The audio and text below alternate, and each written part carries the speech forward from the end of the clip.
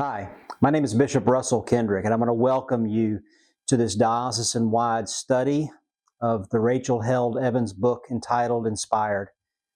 Most Sundays, because of my responsibility and privilege of confirming and receiving people into our church, I lead the service of confirmation in our prayer book, which begins with these opening sentences. There is one body and one spirit, to which the congregation replies, there is one hope in God's call to us. And then I say, one Lord, one faith, one baptism, and they respond, one God and Father of all. Did you catch how many times we say one? This is a core value for us, unity. And the way that we express this unity is this idea of a diocese. Your church, your community is bigger than just the membership or the address of your particular parish or mission. You are in unity, you are one with some 18,000 people as the body of Christ that we also know as the Diocese of the Central Gulf Coast. And the idea of doing a diocesan-wide study during Lent is a way to foster the bonds between us and our unity. And the book that we are studying, Inspired, written by Rachel Held Evans, is about our identity as the people of God's story as found in the stories of the Bible. We spend a lot of time immersed in the Bible every Sunday in worship. There are 4 readings from the Bible, and then there are all the scriptural references that are found in the words of our liturgy in our prayer book. So this study is an opportunity to go deeper into this aspect of our identity. And I want to invite you to use your imagination and intellect to really dig into these stories and let them dig a little bit into you and to be inspired as the people of God's story. One word about the way we Episcopalians read the Bible.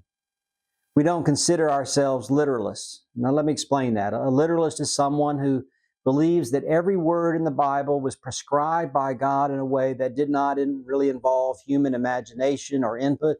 God dictated it, and they recorded it. Because of that, literalists believe that there is an infallibility and inerrancy about the words in the Bible. They believe that every word is to be taken as equally important as every other word. But that's not typically how Episcopalians understand the Bible. Think of it this way. I'm a big fan of Google Earth, and a few years ago they added a button to the menu that is labeled 3D. And when you click that button, the image before you suddenly changes from this kind of flat 2D image to this 3D one. It comes to life. Mountains jump and valleys sink, skyscrapers and volcanoes rise. The Grand Canyon comes alive. And with your cursor, you can even kind of move around and through the landscape. And for us Episcopalians, the Bible's kind of like that. We read the Bible in 3D. Because of that, some stories rise in importance, others might sink away a little bit. And 2, we read the Bible with other books in hand, history, philosophy, poetry, even science. And we read it with a curious mind. We call all of this tradition and reason. All of this enables us to read the Bible more from a 3D perspective, moving around in the stories to see the grand drama being played out and God's call for each of us in these stories.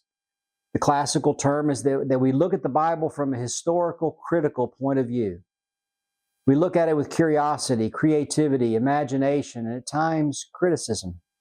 Our way of looking at the Bible is summed up in this idea that everything you need for your salvation is found in the Bible, but not everything in the Bible is needed for your salvation.